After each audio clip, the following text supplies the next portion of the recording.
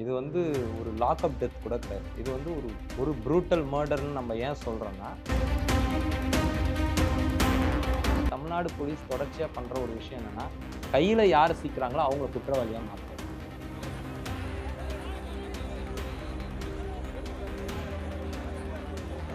ஒருத்தனை கொலை பண்ண வச்சு அவனுக்கு ப்ராப்பரான மருத்துவம் குடுக்காம, தண்ணி குடுக்காம, மொளகா தண்ணிய குடுத்து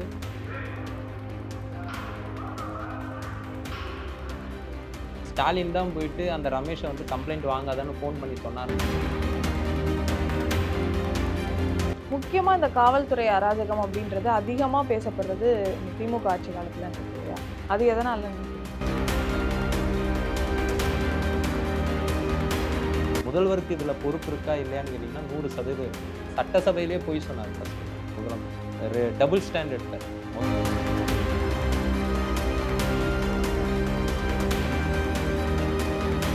எந்த வழக்குலையும் தமிழ்நாடு காவல்துறை வந்து சட்டங்களை பின்பற்றுறதே கிடையாது.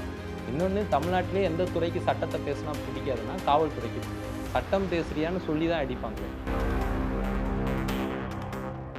எல்லா வழக்குகள்லையுமே வழுக்கி விழுந்து இந்த மாதிரி கை உடைஞ்சிச்சு. எல்லாம் சென்னையில் இங்கே பார்த்தீங்கன்னா சென்ட் தாமஸ் ஃபவுண்டில் கொண்டு போய் கை உடைப்போம். இவங்கெல்லாம் ஸ்பெஷலிஸ்ட் கிடையாது, கொலகாரர்கள், ஒரு பெய்டு ரவுடிஸ். ஆனால் என்னென்னா legally aided rowdies.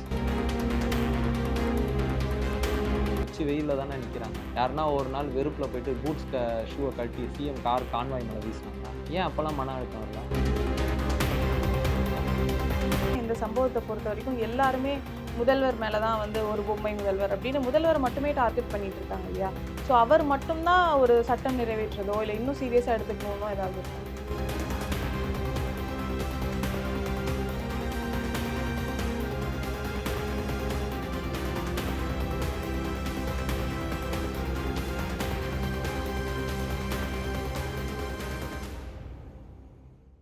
Trending Tamil நேயர்களுக்கு வணக்கம்.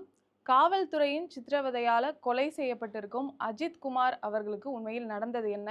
இந்த சம்பவத்தை பொறுத்த வரைக்கும் தமிழக காவல்துறையினர் இதுவரைக்கும் எடுத்த நடவடிக்கைகள் எல்லாமே போதுமானதா இருந்ததா அப்படின்றத பத்தி நம்ம கூட விரிவா பேசுறதுக்காக புளியந்தோப்பு மோகன் அவர்கள் நம்மளோட இணைஞ்சிருக்காங்க. வழக்கறிஞர், வாங்க அவங்களோட பேசலாம். வணக்கம் தோழர். வணக்கம். முதல்ல இந்த சம்பவத்துல என்னதான் நடந்துச்சு? ஏன்னா ஒரு நகை காணா போனதுக்காக இன்வெஸ்டிகேட் பண்றதுக்காக கூட்டிட்டு போனதா சொல்றாங்க. அடுத்து வந்து வலிப்பு வந்து இறந்துட்டாங்க அப்படின்ற மாதிரி ஒரு விஷயம் முடியுது. என்ன நடந்துச்சு இந்த சம்பவம்? இல்லை, அந்த வலிப்பு வந்து இறந்ததாக தகவல் வந்து மருத்துவ அறிக்கையில் எங்கேயும் குறிப்பிட்ட மாதிரி தெரியல. செய்திகளாக தான் வந்திருக்கு. 27ஆம் தேதி ஒரு வயதான அம்மா அவங்க மகளோட வந்து அந்த கோவிலுக்கு போகிறாங்க. குறிப்பிட்ட அந்த கோவிலுக்கு போகிறாங்க. அந்த அவங்கள வந்து கூட்டு போகிறதுக்கு ஒரு வீல் சேரை இந்த சம்மந்தப்பட்ட இந்த நபர் தான் கொண்டு வந்து தராரு. அப்போ வந்து இந்த காரை கொஞ்சம் பார்க் பண்ணிடுப்பான்னு அவர்கிட்ட உதவியாக கேட்க, அவர் தனக்கு கார் ஓட்ட தெரியாதனால இன்னும் 2 நபர்களை உதவிக்கு அழைச்சு அவங்கள வச்சு காரை பார்க் பண்ணி அவங்க கோவில் அந்த தரிசனம்லாம் முடிச்சிட்ட பிறகு அந்த காரை மறுபடியும் அவங்ககிட்டயே குடுத்துறாரு. அதுக்கு முன்னாடி அவங்க வந்து ஒரு ஸ்கேன் சென்டருக்கு போறாங்க. அந்த ஸ்கேன் சென்டருக்கு போயிட்டு அந்த எக்ஸ்ரே ஸ்கேன் எடுக்கும் பொழுது அந்த நகைகளெல்லாம் கழட்டி வைக்கிற மாரி கழட்டி வச்சிருக்கிறாங்க. அதுக்கப்புறம் அந்த கார்ல வச்சதாக அவங்க தான் சொல்றாங்க. இதுக்கப்புறம் அந்த கார்ல போம்போது அந்த பர்ஸ்ல இருந்த ரூ. 2500 பணமும் நகையும் காணோம்னு சொல்லி ஒரு ஓரல் கம்ப்ளைண்ட் அ தி திருபுவனம் காவல் நிலையத்தில போயிட்டு ஓரலா குடுக்குறாங்க. நல்லா புரிஞ்சுக்கணும், ரிட்டன் கம்ப்ளைண்ட் கிடையாது. ஓரலா ஒரு கம்ப்ளைண்ட் குடுக்குறாங்க. அந்த ஓரல் கம்ப்ளைண்ட்லேருந்து இன்ஸ்பெக்டர் ரமேஷ்குமார் வந்து ஒரு நடவடிக்கையை இனிஷியேட் பண்றாரு.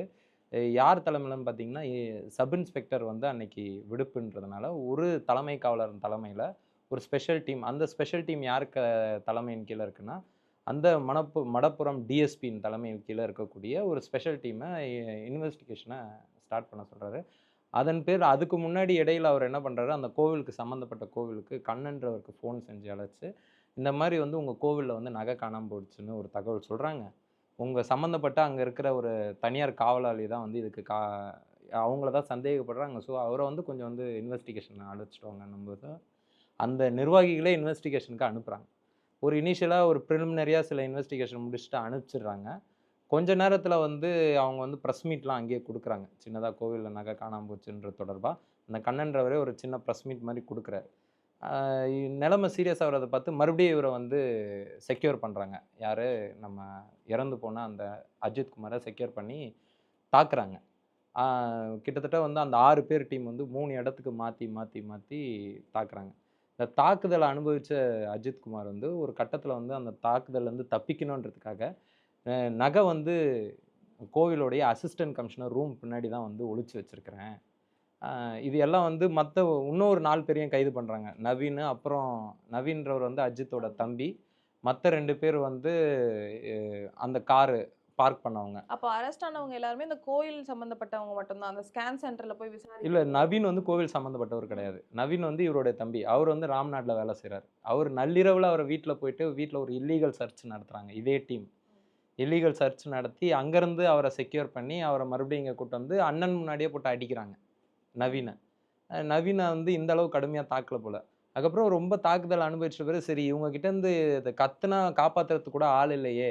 நம்ம வந்து வேற எங்கனா ஒரு பொது இடத்துக்கு போனா தான் நம்ம உயிருக்கு பாதுகாப்புன்னு நெனச்சு, அந்த சமயோஜித நேரத்துல அஜித் என்ன நெனைக்கிறாரு, ஒத்துக்கிறாரு. ஒத்துக்கிட்டு கொண்டு போய் அங்க தான் வச்சிருக்கேன். அசிஸ்டன்ட் கமிஷனர் ரூம் அது HRNC கீழ இருக்கக்கூடிய கோவில். அந்த ரூம் பின்னாடி வச்சிருக்கேன். வாங்க காட்டுறேன்னு கொண்டு போயிட்டு, அங்க போயிட்டு உண்மைய சொல்றாரு. இல்லைங்க, நீங்க அடிச்சீங்க என்னால தாங்க முடியல. அதனால இப்படி ஒரு பொய் இங்க வந்தா சொன்னேன்னா யாராவது உதவிக்கு உதவிக்கு வருவாங்க. உடனே அங்க ஒரு மாட்டு தொழுவத்துல வச்சு அங்கேயும் அடிக்கிறாங்க. அங்க சுத்தி இருக்கிறவங்க எல்லாருமே இத வேடிக்கை பார்த்துருக்காங்க. அவர் கதறல் சத்தம் வந்து எல்லாரும் கேட்டுருக்கிறாங்க. அது சிலர் வீடியோ எடுத்ததாக கூட ஒரு சில தகவல்கள் உண்டு. இந்த நேரத்துல தான் அந்த அடிக்கும்போதே மோஷன் போயிடுறாரு அஜித் குமார்.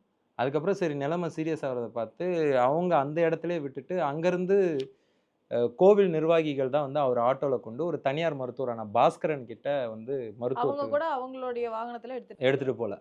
ஒரு ஆட்டோல வச்சு தான் அந்த தனியார் மருத்துவர்கிட்ட கொண்டு போறாங்க. அவர் பேர் பாஸ்கர். அவரு பார்த்துட்டு நான் பார்க்க மாட்டேன்னு சொல்லியிருக்கிறாரு. அதுக்கப்புறம் திரிபுவனம் ஜிஹெச்சுக்கு கொண்டு போறாங்க. அங்க டெத்த டிக்ளேர் பண்ணிர்றாங்க. ஆனா இதுல கவனிக்க வேண்டியது என்னன்னா, டெத்த டிக்ளேர் பண்ற திரிபுவனம் ஜிஹெச் வந்து அந்த பாடி எதனால இறந்தாரு? ஏன்னா ஒரு அரசு மருத்துவமனையில ஒருத்தவங்க வந்து இறந்துட்டு இருக்காங்கன்னா, அவங்க என்ன உடல்ல இத்தன காயங்கள் இருக்குன்னா, அவங்க அந்த குடும்பமே விருப்பப்பட்டா கூட இவங்க அனுப்பக்கூடாது அந்த பாடிய. இவங்க எதிர்த்து என்ன காரணத்தினால இந்த காயம் ஏற்பட்டது. ஏன்னா, அவங்களும் ஒரு மெடிக்கல் ஆஃபீசர்ன்றதுனால, அவங்க ஃபாரன்சிக்ஸ் லாலாம் படிச்சிருப்பாங்க. வெறும் வந்து பயாலஜி அந்த அந்த விஷயங்கள் மட்டும் படிச்சுட்டு வரவங்க கிடையாது. சட்டத்தையும் கூட இந்த ஃபாரன்சிக் லாலயும் படிச்சுட்டு வரதுனால, அவங்களுக்கு இது தெரிஞ்சிருக்கணும். ஆனா, அவங்க என்ன பண்றாங்க, நீங்க கொண்டு போங்கன்றாங்க. அதுக்கப்புறம் வந்து அதுக்கப்புறம் தான் சீன்ல வராரு சிவகங்கை எஸ்பி. அவரு வந்து தான் மதுரை ராஜாஜி ஜிஹெச்ல அட்டாப்சி பண்றாங்க. அ அதுக்கப்புறம் நடந்ததெல்லாம் வந்து ஊடகங்களுக்கே தெரியும். இதுக்கு இடையில வந்து ஒரு கங்காரு கோர்ட் நடந்திருக்கு. ஒரு கட்ட பஞ்சாயத்து.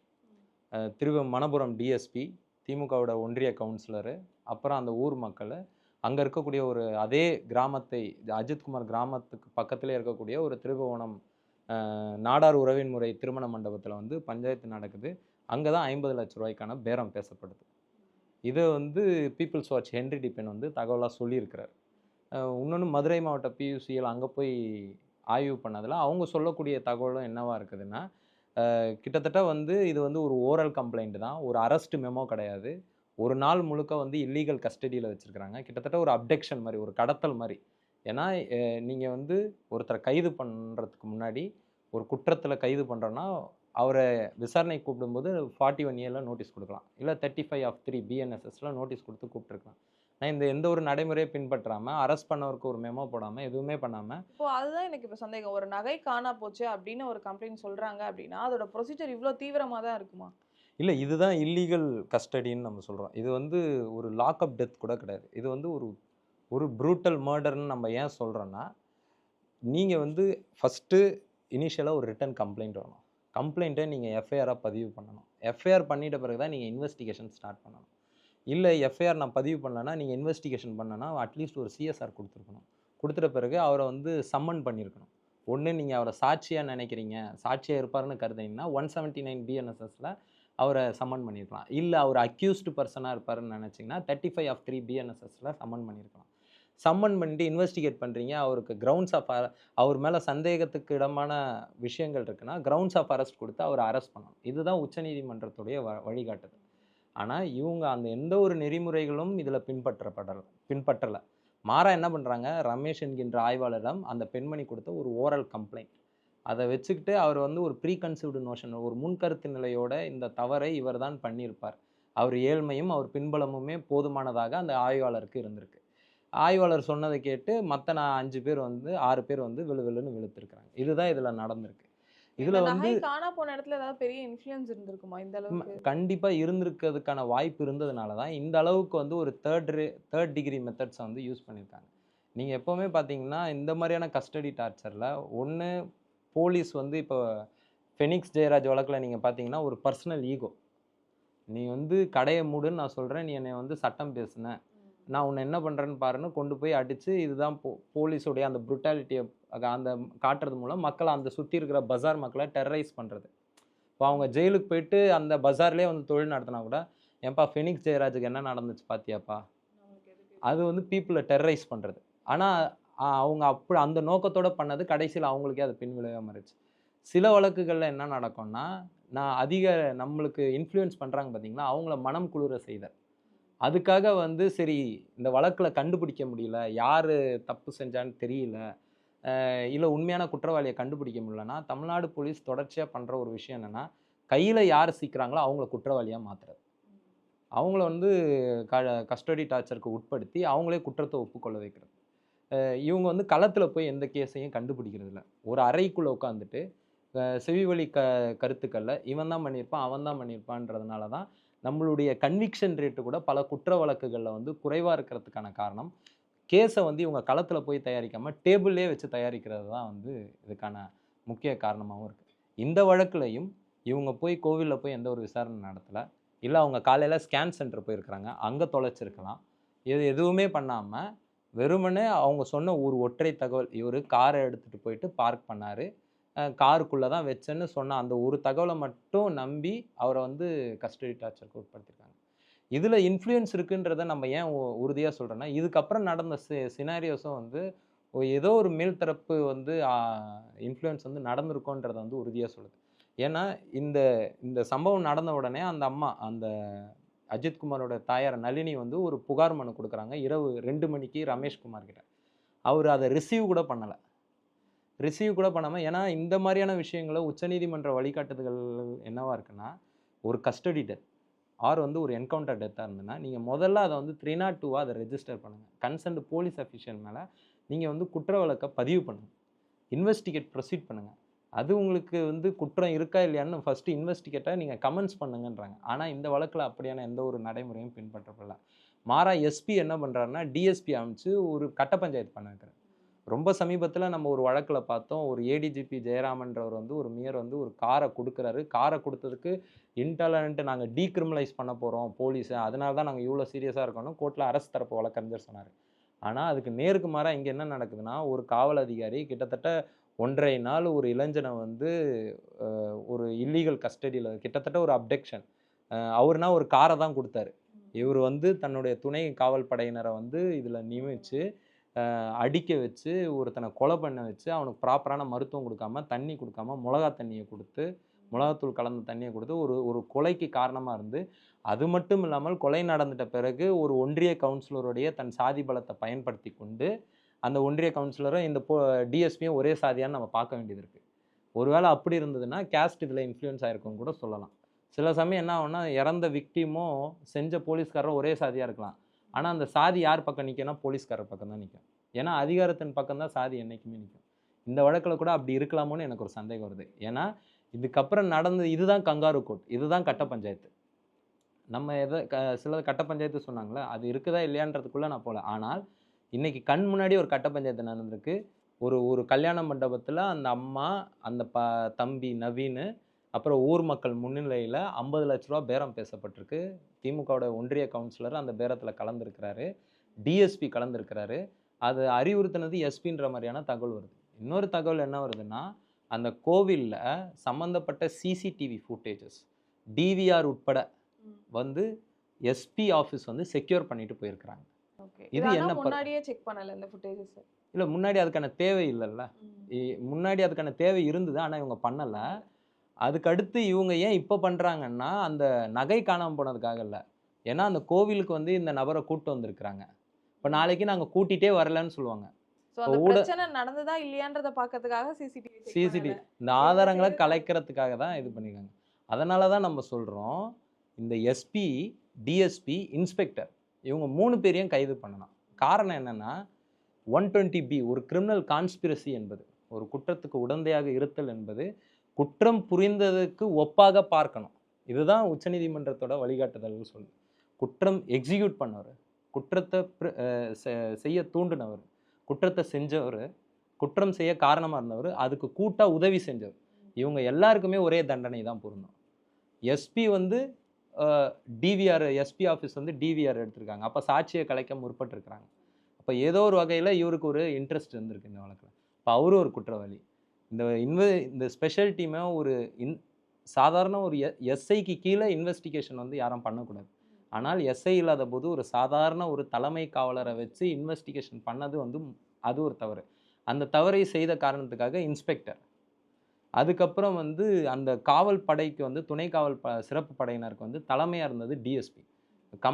கமாண்டிங் ஆஃபீஸருக்கு எல்லா ரெஸ்பான்சிபிலிட்டி இருக்குது. விகேரியஸ் லயபிலிட்டின்னுவாங்க. அப்போ அந்த லயபிலிட்டி மட்டும் இல்லாமல் அந்த அதுக்கப்புறம் போய் 50 லட்ச ரூபா பேரம் பேசினார் பார்த்தீங்களா, அதுக்கும் அவர் வந்து பொறுப்பாளியாகி கிட்டத்தட்ட 120B இவங்க எல்லார் மேலேயும் மேட் அவுட் ஆகிறதுனால இவங்களையும் கைது பண்ணாதான் இதில் வந்து ஒரு உண்மையான நீதி கிடைச்சதா அர்த்தம். ஏன்னா வெறுமனே ஒரு 5 காவலர்களை கைது பண்ணுறது என்பது வந்து ஒரு ஏவலாட்களை கைது செய்கிறது மாதிரி தான். ஏவியவங்களையும் கைது செய்யணும். அப்போ தான் நீங்கள் வந்து இப்போ ஏடிஜிபி ஜெயராமனுடைய கைது அப்பர் போலீஸ் அஃபிஷியல்ஸில் மத்தியில் ஒரு சலசலப்பை ஏற்படுத்தியிருக்கு. நீங்கள் சாத்தான்குளம் வழக்கில் கொஞ்சம் ஒரு சிறு காலம் வந்து ஒரு பதட்டத்தை ஏற்படுத்துச்சு. இந்த வழக்கில் நீங்கள் எஸ்பி வரை போனீங்கன்னா தான், இப்போ கள்ளச்சாராய வழக்கில் இந்த கவர்மெண்ட் எப்படி ரியாக்ட் பண்ணுச்சுன்னு நம்ம பார்த்தோம். எஸ்பி வரைக்கும் இடமாற்றம் பண்ணாங்க. நல்ல இனிஷியேட்டிவ் தான். அந்த மாதிரி நீங்கள் பண்ணாதான், இடமாற்றத்தோடு நிற்காமல் ஒரு கைது மாதிரி பண்ணாதான் நாளை பின்ன வந்து மற்றவங்களுக்கு வந்து இந்த குற்றங்கள் செய்யக்கூடாது. ஒரு சீஃப் ஆஃபீஸராக வந்து நம்ம கங்காரு கோட்டை நடத்தக்கூடாது, கட்ட பஞ்சாயத்து பண்ணக்கூடாது, போய் பேரம் பேசக்கூடாது, இன்ஃப்ளூயன்ஸ் பண்ணக்கூடாதுன்னு அவங்களுக்கு தோணும். ஓகே. இப்போ இந்த மாதிரி கஸ்டடி டெத்து, என்கவுண்டர் இந்த மாதிரியான விஷயங்கள்லாம் மக்கள் அதிகமாக பார்த்து தெரிஞ்சுக்கிட்டதுனா படங்கள் மூலியமாக தான். ஸோ அப்படி பார்த்தோன்னா ஜெய்பீம் படமெல்லாம் வரும்போது பார்த்துட்டு முதல்வர் நிறைய பாராட்டுகள் தெரிவிச்சுக்கிட்டாரு. அப்படி இருக்கும்பொழுது இது ஒரு பக்கம் இருக்குன்னா, அவரேவும் இதனால் அனுபவிச்சிருக்காரு. மீசா வழக்கில் அவரே இது பண்ணி அவர் எவ்வளோ அனுபவிச்சிருக்காருன்னு நமக்கு தெரியும். அப்படி இருக்கும்போது ஒரு விஷயத்தை எம்பத்தைஸ் பண்ணி அதுக்கான ஒரு சட்டம் கொண்டு வர்றதோ, அந்த சட்டத்தை இன்னும் வலுவாக்குறதோ ஒரு பக்கம்னா, அவரே அனுபவிச்சப்போ இதுக்கான தனி சட்டம் உருவாக்க வேண்டியது அவசியமா? இல்ல இருக்க சட்டத்தை இன்னும் வலுவா பின்பற்ற வேண்டியது அவசியம்? இருக்கிற சட்டம் போதுமானதா இருக்குது. ஆனாலும் இருந்தாலும் இந்த சட்டங்கள் வந்து சில ஓட்டைகள் இருக்கு. இப்போ உதாரணத்துக்கு சொல்லணும்னா, இப்போ ஒரு காவலர் வந்து அடிக்கிறார்னா, இன் கோர்ஸ் ஆஃப் டியூட்டி, அதாவது ஒரு பணி நிமித்தமாக நான் இதை செய்ய வேண்டிய நிர்பந்தம் ஆயிடுச்சுன்னு ரொம்ப எளிதா தப்பிச்சுறாரு.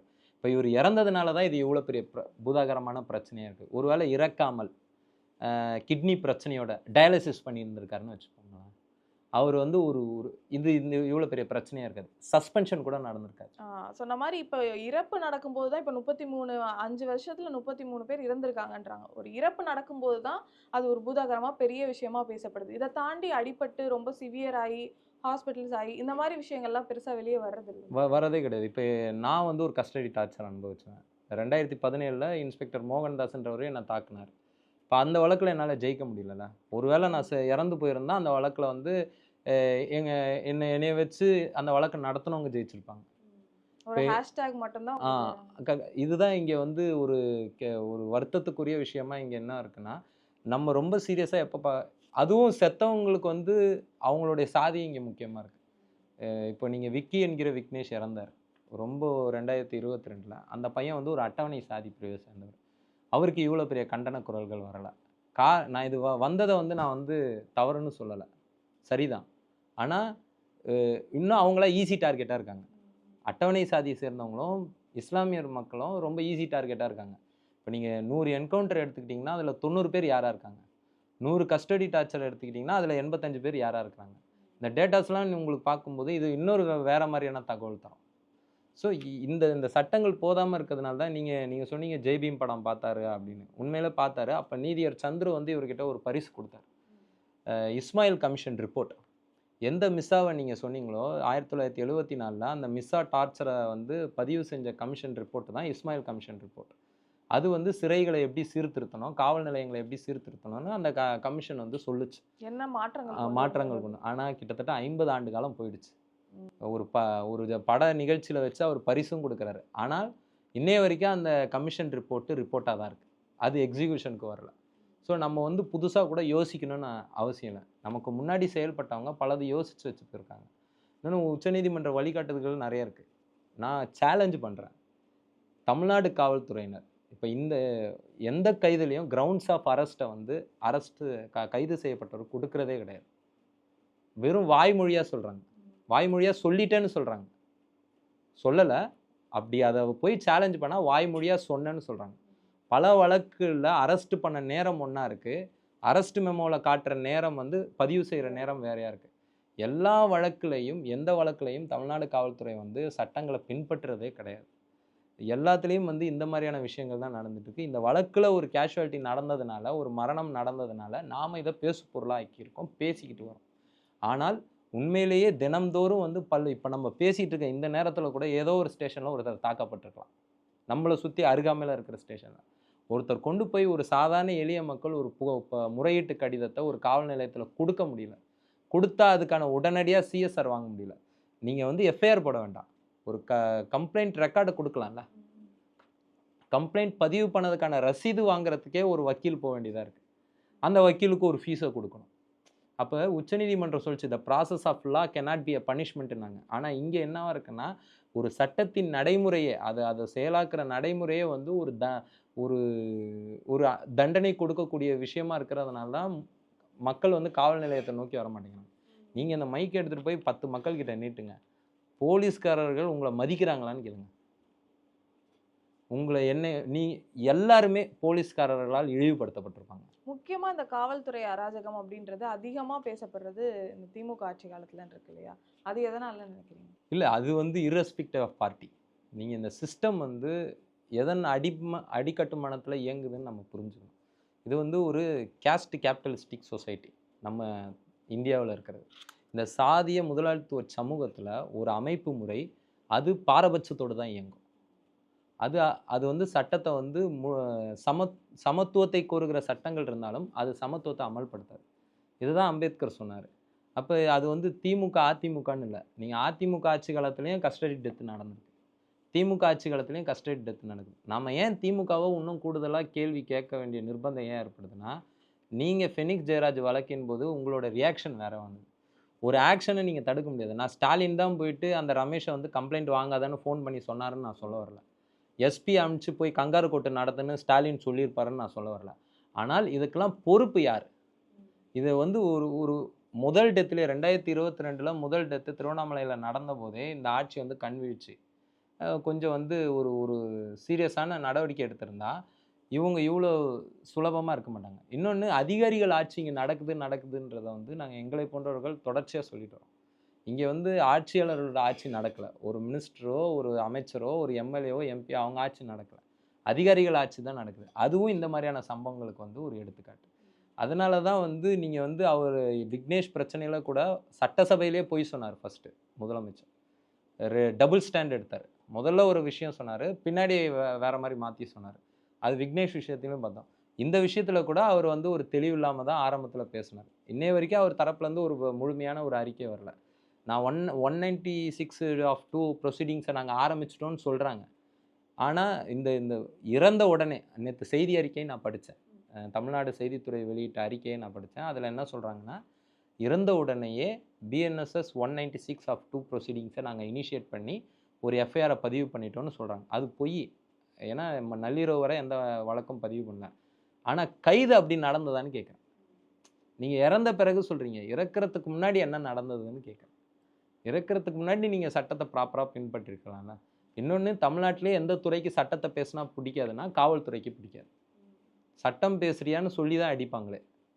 ரொம்ப சமீபத்தில் கூட 2-3 வழக்கறிஞர்கள் கூட தாக்கப்பட்டிருக்கிறாங்க காவல் நிலையத்திலே வச்சு. இப்போ எங்கள் வடச்சென்னையை எடுத்துக்கோங்க. நீங்கள் வந்து இரவு 10 மணிக்கு மேலே ரோந்து பணி நடக்கும். அப்போ வந்து 10 மணிக்கு மேலே அவங்க அந்த மக்களை கேட்குற கேள்வியெல்லாம் காது கொடுத்து கேட்க முடியாது. ஓப்பன் பேட்ரோலில் அசிங்கமாக கத்திட்டு போவாங்க. இதுதான் காவல்துறையோட இயங்குதலாக இருக்குது. இப்போ பொதுமக்கள் அப்போ என்னதான் பண்ணுறது? ஏன்னா சட்டம் தெரிஞ்சு இந்த விஷயங்களை பேசினாலும் அந்த இடத்துலேருந்து நமக்கு தான் ஆபத்தாக இருக்குது.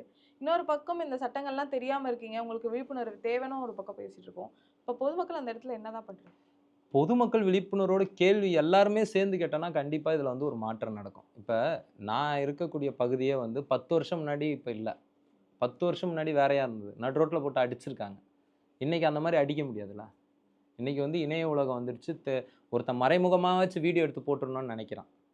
ஸோ அந்தளவுக்கு மாறி இருக்கு. ஆனால் இங்கே என்ன பிரச்சனைனா, ஒவ்வொரு பகுதிகளில் ஒவ்வொரு காவல்துறையோட செயல்பாடு ஒவ்வொரு மாதிரியாக இருக்குது. அது சேரிக்கு போனால் ஒரு மாதிரி இருக்குது, ஊர் தெருக்கு போனால் ஒரு மாதிரி இருக்குது. இதே சென்னையில் எடுத்துக்கிட்டிங்கன்னா அண்ணா நகரில் போலீஸு நடைமுறை வந்து வேறையாக இருக்குது, புளியந்தோப்பில் வேறையாக இருக்குது. புளியந்தோப்பில் 2 இளைஞர்கள் சும்மா வாய் பேசி சண்டை போட்டுக்கிட்டாலே உடனே 506/2 போட்டு அவங்கள ஜெயிலுக்கு அனுப்புறது. இதே அண்ணா நகரில் டமால் டிமில்னு அடிச்சுக்கிட்டு வண்டியெல்லாம் உடச்சிக்கிட்டா கூட கூப்பிட்டு வச்சு பேசி சமாதானப்படுத்தி அனுப்புறது. ஸோ போலீஸ்கிட்டயும் நிறைய மாற்றங்கள் தேவைப்படுது. இங்கே என்னன்னா, குறைந்தபட்சம் ரொம்ப நாளா நெடுநாளா எங்கள மாரியான ஆட்கள் கேட்கக்கூடியது என்னவா இருக்குன்னா, 2020ல உச்சநீதிமன்றம் வந்து எல்லா காவல் நிலையங்களையும் சிசிடிவி போடணும்னாங்க. ஆனா அது இன்னை வரைக்கும் முழுமை அடையல. அந்த போடுற சிசிடிவிக்கு வெளியில ஒரு பெரிய எல்சிடி போடுங்க. உள்ள என்ன நடக்குதுன்றத வெளியில டெலகாஸ்ட் பண்ணுங்க. அப்போ இந்த மாரியான கஸ்டடி டார்ச்சர் வந்து நடக்காது.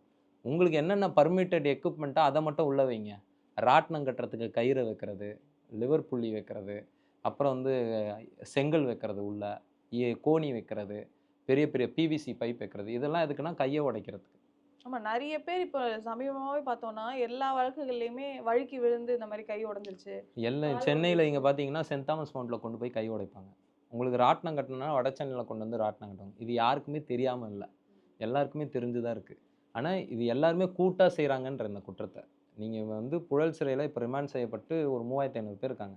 அதுல போன வாரம் ஒரு 100 பேர் ரிமாண்ட் செய்யப்பட்டிருப்பாங்கன்னு வச்சுக்கங்க. அதுல மினிமம் நான் சொல்றேன். நான் இன்னும் போய் டேட்டா எடுக்கல. ஆனா இது தப்பாகாது. குறைஞ்சது 10 பேர்னா கைய உடைக்கப்பட்டிருப்பாங்க. நம்மளுக்கு மக்கள்கிட்ட என்ன பிரச்சனைன்னு நான் பார்க்குறேன்னா, இந்த என்கவுண்டர், கஸ்டடி டெத்த வந்து என்கவுண்டர் இந்த வலிக்கி விழுறத வந்து மக்கள்கிட்ட ஒரு ஆதரவு மனநிலை இருக்கு. அது ஒரு பெரிய ப்ராப்ளம். அவங்க என்ன நெனைக்கிறாங்க, இந்த என்கவுண்டர்கள் மூலியம் தான் குற்றத்த குறைக்க முடியும்னு நெனைக்கிறாங்க. அப்படி குறைக்க முடியாது. நீங்க வெள்ளத்துரை மாரியான ஆட்கள் வந்து இங்க கொண்டாடப்படுறாங்க. கலியமூர்த்தி மாரியான ஆட்கள் இங்க கொண்டாடப்படுறாங்க. அப்ப அந்த சமூகமே ரொம்ப பின்தங்கி இருக்குதுன்னு சொல்றேன் நானு. சமூகம் பின்தங்கி இருக்கும்போது, இந்த மாரியான வந்து ஒரு அநாகரிகமான காவல்துறையினர்களுக்கு வந்து அது ரொம்ப அ இலகுவா ஆயிடுது. சொன்ன மாரி என்கவுண்டர்லாம் நடக்கும்போது, அங்க உண்மையிலேயே குற்றவாளி தான் அங்க தண்டிக்கப்பட்டாரான்றது ஒரு என்கவுண்டர் கூட என்கவுண்டர்ன்றது வந்து அசம்பாவிதமான நேரங்களில், அசம்பாவித சூழலில் செய்யப்படக்கூடிய கொலைக்கு பேர் தான் என்கவுண்டர். ஆனா, இங்க அந்த என்கவுண்டருக்கே ஸ்பெஷலிஸ்ட்ன்னு ஒருத்தர் இருக்கிறாரு. நம்ம அவர கூப்பிட்டு பேட்டி வேற எடுக்குறாங்க.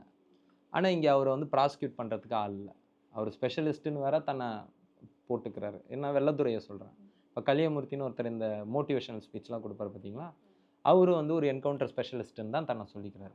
இவங்கலாம் யாருன்னா, மனித உரிமையை மீறி கொலைகாரர்கள். இவங்கலாம் ஸ்பெஷலிஸ்ட் கிடையாது. கொலைகாரர்கள். ஒரு பெய்டு ரவுடீஸ். ஆனா என்னன்னா, லீகலி எய்டட் ரவுடீஸ். அந்த சட்டத்தால் பாதுகாக்கப்பட்ட குண்டர்கள். அந்த இடத்துலருந்து தான் நம்ம இவங்கள அணுகணுமே தவிர, இவங்கள வந்து ஏதோ வந்து ஒரு ஹீரோஸ் மாரி இந்த சமூகம் பார்க்கிறது. இன்னைக்கு தான் வந்து இந்த அஜித் குமார் விஷயத்துல கஸ்டடி டார்ச்சர் பத்தின ஒரு விவாதம் வந்து சமூகத்துல எழுந்திருக்குன்றது ஒரு ஒரு ஆறுதல் தரக்கூடிய ஒரு விஷயமா மாறியிருக்கு. ஆனால் ஒரு விக்கி என்கிற விக்னேஷ்ல வந்து அந்த விக்னேஷ்க்கு வந்து ஒரு முன்னாடி குற்ற வழக்கு இருந்ததே அவரை கொலை செய்வதற்கான நியாயமா இந்த சமூகம் ஏத்துக்குச்சு.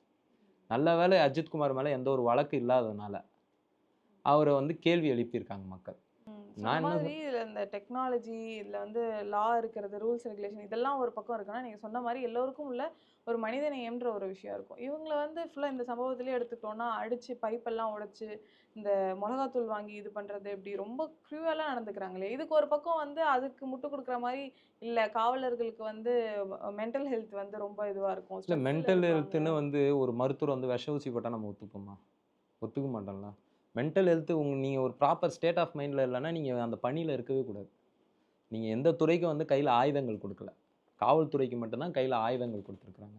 இப்ப கையில ஆயுதம் குடுத்துருக்கவன் வந்து மென்டலா ஆயிட்டான். அவனுக்கு வந்து நீங்க வந்து பணி அழுத்தத்தினால என்னைக்குன்னா ஒரு எம்எல்ஏவ போயிட்டு அடிச்சிருக்கீங்களா? ஒரு மினிஸ்டர போட்டு அடிச்சிருக்கீங்களா? ஏன் உங்க ஹையர் அஃபிஷியல்ஸ போட்டு அடிச்சிருக்கீங்களா? இல்லையே! ஏன் அத்தன பேர் வரிசையா நிக்கிறாங்க முதலமைச்சர் போகும்போது. எல்லாரும் மொட்டை வெயில்ல, உச்சி வெயில்ல தானே நிக்கிறாங்க. யாருன்னா ஒரு நாள் வெறுப்புல போயிட்டு பூட்ஸ் ஷூவ கழட்டி சிஎம் கான்வாய் மேல வீசுனாங்களா? ஏன் அப்பலாம் மன அழுத்தம் வரல? அப்ப எளியவர்கள் மேல இந்த மாரி வரும்போது காவல்துறைய காப்பாத்துறதுக்கு இந்த மாரி ஒரு 10 பேர் உட்கார்ந்து பேசுறதுன்றது அவங்களும் குற்றவாளின்றேன். இங்க வந்து ஹியூமன் ரைட்ஸ் பத்தின ஒரு பெர்ஸ்பெக்டிவ் இல்ல. அதான் மீண்டும் மீண்டும் சொல்ல வரேன். நான் ஒரு மனித உரிமை சார்ந்த ஒரு கண்ணோட்டம் இங்க இல்ல. அ வந்து குற்றம் செஞ்சுட்டா அவன கொல்லலாம். அப்படின்ற மனநிலை இருக்கிற வரை இந்த மாதிரியான குற்றங்கள் நடந்துட்டு தான் இருக்கும். இது வெறுமனே ஆட்சியாளர்கள் பக்கமோ, போலீசார் பக்கமோ இல்ல. இது வந்து மாற்றம்ன்றது வந்து நாம்ன்றது என்னையும் உள்ளடக்கியது தான். நம்ம கிட்ட மாற்றமும் நடக்கணும். அப்பதான் நம்ம விழிப்புணர்வோடு கேள்வி கேட்போம். இனி அஜித் குமார் மாரியான மரணங்கள் நடக்கக்கூடாதுன்னா, மனித உரிமை சார்ந்த கண்ணோட்டம் நம்ம கிட்ட வளரணும். ஒரு ஒரு ரோட்டில் நீங்கள் பார்க்குறீங்க, போலீஸ்கார் அடிக்கிறத பார்க்குறீங்கன்னா ஏன்னு கேள்வி கேளுங்க. உங்கள ஒரு போலீஸ்கார் வந்து வாயா போயான்னு பேசுனாருன்னா மரியாதையா பேச சொல்லுங்க. நீங்க மீண்டும் மீண்டும் கேள்வி கேட்க தான் இன்னைக்கு சமூகம் முன்ன மாரி இல்ல, மாறிடுச்சுன்ற புத்தி அவங்களுக்கு வரும். அப்பதான் அவங்களும் வந்து சட்டத்தின்படி செயலாற்றணுன்ற எண்ணம் வரும். இந்த சாதிக்காரர் செத்தா, இந்த ஸ்லம்லேருந்து ஒருத்தன் கஸ்டடி டச்ல செத்தானா, அவன் எதனா தப்பு பண்ணியிருப்பான்ற முன்கருத்து நிலைக்கு வராதீங்க. ஊர் தெருவுலேருந்து செத்தா மட்டும் தான் அவன் எந்த தப்பும் பண்ணியிருக்க மாட்டான்னு இல்ல. சேரியிலேருந்து இந்த மாரி கஸ்டடி டெத்ல செத்தவங்களும் எந்த தவறும் பண்ணாத அப்பாவி மக்கள் தான். அதையும் இந்த நேரத்தில நம்ம ஸ்ட்ரெஸ் பண்ணி சொல்ல வேண்டியதா இருக்கு. இஸ்லாமியர் செத்தாலும் அவர் அப்பாவியா தான் இருப்பாரு. ஒருவேள அவர் குற்றமே பண்ணியிருந்தாலும் கொலை பண்றதுக்கு இவங்களுக்கு அதிகாரம் இல்ல. அவர ப்ராசிக்யூட் பண்ணா, சார்ஜ் ஷீட் போடணும், நீங்க சாட்சிகள விசாரிக்கணும், வழக்கு விசாரணை நடத்தணும். அதுக்கப்புறம் நீதிமன்றம்னு ஒண்ணு இருக்கு. போலீஸ்காரர்களே நீதிபதிகளா ஆகிவிட்டால், ஒரு நாள் அந்த லத்தி நமக்கு எதிராகவும் பாயும். அந்த தோட்டா நம்மையும் துளைக்கும். ஸோ இப்போ நீங்க சொல்லிட்டீங்க எல்லாருமே அந்த பொறுப்பு எடுத்துக்கணும்னு. ஆனா கடந்த 24 மணி நேரமா பார்த்தீங்கன்னா, இந்த சம்பவத்த பொறுத்தவரைக்கும் எல்லாருமே முதல்வர் மேல தான் வந்து ஒரு பொம்மை முதல்வர் அப்படின்னு முதல்வர மட்டுமே டார்கெட் பண்ணிட்டு இருக்காங்க இல்லையா? ஸோ அவர் மட்டும் தான் ஒரு சட்டம் நிறைவேற்றதோ, இல்ல இன்னும் சீரியஸா எடுத்துக்கணும்னோ ஏதாவது இருக்கா? இல்ல அது வந்து அவருக்கு வந்து முழு பொறுப்பு இருக்குது. நான் வந்து சொன்னது வந்து இந்த அட்வைஸ்ன்றது வந்து அதனால இவர காப்பாத்துறேன்னு கிடையாது. நம்ம சில மாற்றங்கள் நம்மகிட்டயும் நடந்ததுன்னா, இந்த மாரியான பிரச்சனைகள் வந்து நடக்காம நம்மளும் தடுக்கலாம். நம்மளுக்கும் ஒரு பொறுப்பு இருக்கு. அப்படின்றதுக்காக சொன்னேனே தவிர, முதல்வருக்கு இதுல பொறுப்பு இருக்கா? இல்லையான்னு கேட்டீங்கன்னா, 100% இருக்கு. 33 கொலைகள் நடந்துருச்சு. 33மே ப்ரூட்டல் மர்டர்ஸ். நீங்க வெறும் கஸ்டடி டெத்துன்னு சொல்லிட்டு அதுக்கு ஒரு லீகல் ஃபர்ஸ்ட் இந்த டெர்மினாலஜி எல்லாம் மாத்தணும். அத வந்து மர்டரா அணுகணும். ப்ரூட்டல் மர்டர்ன்னா கொடூரமான கொலைகள். இந்த 33 கொடூரமான கொலைகள் வந்து ச உங்க ஆட்சி கீழ இருக்கக்கூடிய சீருடை பணியாளர்கள் செஞ்சிருக்கிறாங்க. சட்டவிரோத கொலைகள சட்டப்பூர்வமா பண்ணியிருக்கிறாங்க. அதுக்காக இன்னைய வரைக்கும் 5 ஆண்டுகள்ல ஒரு காவலர்கள் கூட தண்டிக்கப்படல. அதனால ஒரு முதல்வரா நீங்க தான் பொறுப்பு. ஒருவேள ஆட்சிய காப்பாத்தக்கூடியவங்க சொல்லக்கூடிய விமர்சனம் என்னமா இருக்குன்னா, அதிகாரிகள் மீறி தப்பு செஞ்சுர்றாங்க. அதுக்கு முதல்வர் எப்படி பொறுப்பாவாருன்னா, அப்ப நீங்க ஒரு இன்காம்பிட்டன்ட் சிஎம்ன்னு அர்த்தம். நீங்க வந்து ஒரு திறனற்ற ஆட்சிய நடத்துறீங்க. அதிகாரிகள் தான் பொறுப்புனா, கலைஞர் கருணாநிதி அதிகாரிகள் பொறுப்புன்னு சொன்னாரா? ஜெயலலிதா அதிகாரிகள் பொறுப்புன்னு சொன்னாங்களா? இல்லைல்ல. அப்ப அவங்க வந்து ஒரு காம்பிட்டன்ட்டா இருக்கிறாங்க. நீங்க எடப்பாடி மேல வச்ச குற்றச்சாட்டு என்ன? அவரு இன்காம்பிட்டன்ட்டா இருக்கிறாரு. அவருக்கு வந்து ஒரு இன்எஃபிஷியன்சி இருக்கு. பொ பொ பொலிட்டிக்கல் வில், அட்மினிஸ்ட்ரேட்டிவ் ஸ்கில் இல்ல அவங்க கிட்ட. அப்படிலாம் சொன்னீங்க. அப்ப அதெல்லாம் உங்ககிட்ட நாங்க எதிர்பார்ப்போம்ல. அந்த எதிர்பார்ப்புல இருந்து தான் இந்த விமர்சனங்கள் எழுது. ஓகே. சொன்ன மாதிரி இப்போ இந்த வழக்கு சிபிசிஐடிக்கு மாற்றப்பட்டிருக்கு. இதுக்கு எந்த மாதிரியான தண்டனைகள் கிடைக்கும்னு நீங்க நினைக்கிறீங்க? கிடைக்க வேண்டியது அவசியம்னு நீங்க சொல்றீங்க? இது வந்து கிட்டத்தட்ட ஒரு மரண வழக்கா இருந்தா ஆயுள் தண்டனை வரைக்கும் குடுக்கணும். நான் மரண தண்டனைக்கு எதிரானவன். ஓ! கிட்டத்தட்ட வந்து இவங்கள ஆயுள் தண்டனை குடுக்கணுன்றது என்னுடைய வந்து விருப்பமா இருக்கு. சட்டமும் அத வந்து சொல்லுது. இவங்க எல்லார் மேலயும் 3 நாட் மரண வழக்கு வந்து மிக நிச்சயமா வந்து ப்ரூவ் செய்யப்படுவதற்கான அத்தனை ஆதாரங்களும் இருக்குது. ஆனால் வழக்கு எந்த போக்குல போகும்ன்றது தெரியல. ஏன்னா, அவ்ளோ கண்ணுற்ற சாட்சிகளா இருந்த ஃபெனிக் ஜெயராஜ் வழக்கு 52 சாட்சி விசாரிச்சுட்டாங்க. 5 வருஷமா விட்னஸ் ட்ரையல் போயிட்டுருக்கு. இன்னைய வரைக்கும் அவங்களுக்கு தண்டனை கிடைக்கல. அப்படி இருக்கும் பொழுது, இந்த வழக்குல என்ன நடக்கும்ன்றது நம்மளுடைய தொடர்ச்சியான அழுத்தங்கள் மேபி இந்த வழக்குல மாறலாம். இது 33வது கொலை தான். 32 கொலைகள் நம்ம இன்னும் பேசப்படாம இருக்கு. 33வது கொலையிலாவது ஒரு நீதி கிடைக்கும்னு நம்ம எதிர்பார்த்துட்டு தான் காத்திருக்கோம். ஆனா நம்பிக்கை இருக்கா இல்லையான்றது முன் அனுபவத்திலருந்து பார்க்கும்போது நம்பிக்கை கொஞ்சம் குறைவா தான் இருக்கு. ஓகே. நெறைய விஷயங்கள் பேசியிருக்கோம். சொன்ன மாரி கடந்த 5 வருடங்கள்ல 33 கொலைகள் நடந்திருக்கு. இத தாண்டி உடல் அளவிலும், மனதளவிலும் பாதிக்கப்பட்டு நெறைய பேர் உட்கார்ந்துருக்காங்க. ஸோ சட்டங்கள் இருக்கு. அத இன்னும் வலிமையா நம்ம கையாள வேண்டியது அவசியம். அது மட்டும் இல்லாம பொதுமக்கள பொறுத்தவரைக்கும் இந்த மாரி விஷயங்கள் நடக்கும்போது அத குளோரிஃபை பண்றத தாண்டி, உண்மையான குற்றவாளி யாரு அப்படின்றத கண்டுபிடிக்க நம்மளுமே நெறைய ஸ்டெப்ஸ் எடுக்க வேண்டியது இருக்கு அப்படின்றத ரொம்ப கிளியரா எக்ஸ்பிளைன் பண்ணியிருக்கீங்க. எங்களோட ஜாயின் பண்ணதுக்கு ரொம்ப நன்றி. நன்றி.